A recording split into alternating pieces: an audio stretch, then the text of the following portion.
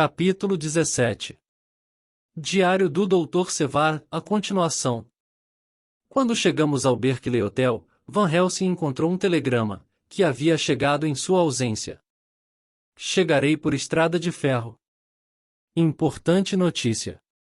Mina Harker. O professor ficou muito satisfeito. Madame Mina é uma pérola, disse ele. Mas não posso esperá-la. Deve ir recebê-la na estação e levá-la para sua casa, amigo John. Em seguida, deu-me cópias de um diário escrito por Jonathan Harker no estrangeiro e de um diário da Sra. Harker, em Fitch. Leia estes papéis e estude-os bem, disse-me ele. Quando eu voltar, você estará bem a par desses assuntos e poderemos tomar as providências necessárias.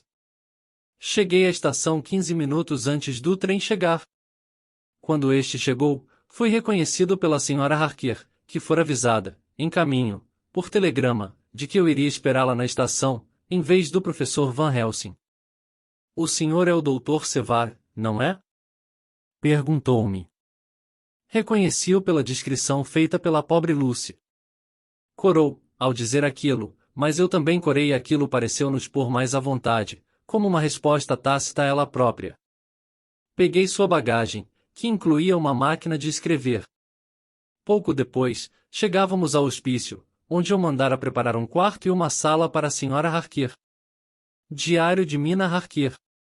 29 de setembro, depois de ter me aprontado, fui ao gabinete do Dr. Sevar. Parei, por um momento junto da porta, e o ouvi conversando com outra pessoa. Bati na porta e ele me mandou entrar. Fiquei surpreendida ao encontrá-lo só. Na mesa, em frente dele, havia um aparelho que, pela descrição, vi se tratar de um fonógrafo, coisa que eu nunca vira antes. Estava fazendo meu diário, disse-me ele. Seu diário? Sim. Gravo nesta máquina. Fiquei entusiasmada e pedi para ouvir alguma coisa. Muito embaraçado, ele murmurou. Meu diário é quase exclusivamente acerca de meus casos, de modo que, para livrá-lo de seu embaraço, sugeri. O senhor assistiu à morte de Lucy. Ficar-lhe-ei muito grata por tudo que souber a seu respeito. Ela me era muito querida. Fiquei surpreendida com a reação dele. Contar-lhe a morte dela? Por coisa alguma do mundo. Mas, por que não? Insisti. Muito sem jeito, ele desculpou-se, dizendo que não conseguiria distinguir uma parte determinada de seu diário. Então, será melhor o senhor deixar que eu copie o diário à máquina, propus. Não, não. Protestou ele. De maneira alguma. Não a deixaria ficar sabendo daquele caso horrível. O senhor não me conhece, repliquei.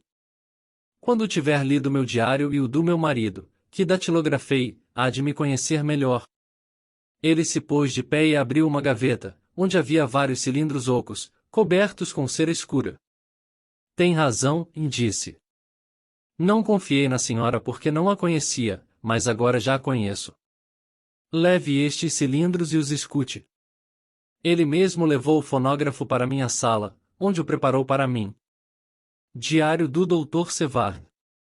29 de setembro, fiquei tão absorvido com a leitura do diário que nem percebi a passagem do tempo. Quando terminei a leitura e fui para a sala de jantar, a Sra. Harker tinha acabado de voltar. Estava triste e tinha os olhos vermelhos de chorar. Peço desculpas por ter lhe aborrecido, exclamei. Não me aborreceu, disse ela.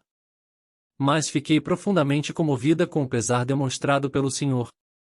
A sua voz cortava o coração. Por isso, resolvi copiar o diário à máquina, para que os outros possam lê-lo em vez de ouvi-lo. Naturalmente, o senhor me deixará ajudá-lo, não é mesmo?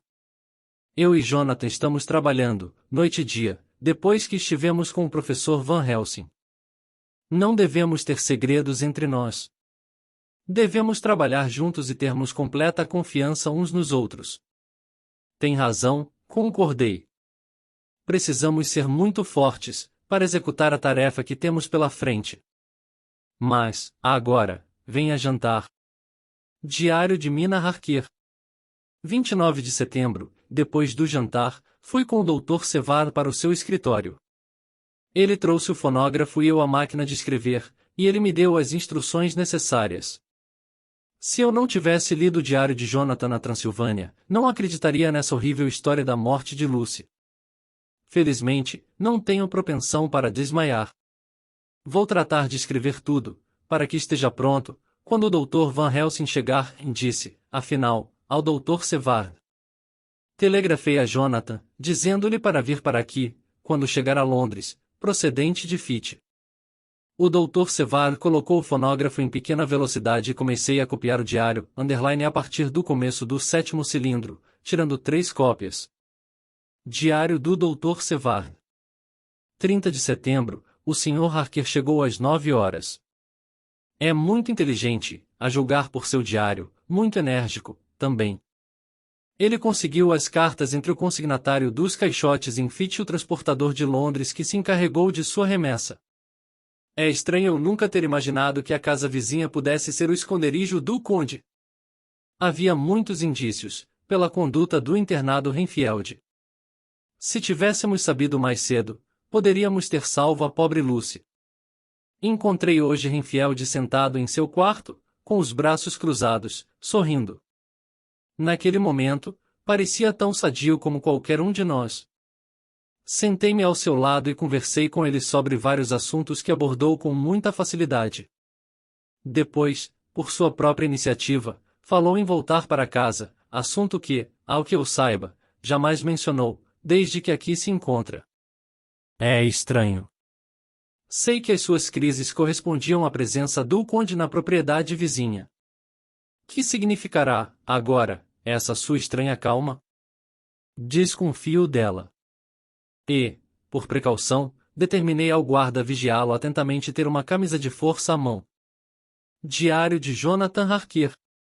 9 de setembro, no trem, em viagem para Londres, quando recebi a atenciosa carta do Sr. Billington, prontificando-se a me dar qualquer informação, pensei que o melhor era ir a Fitch. Meu primeiro objetivo é descobrir para onde foi a horrível carga do conde. O Sr. Billington pôs à minha disposição todas as cartas relativas à consignação de caixotes. Tudo fora preparado com precisão.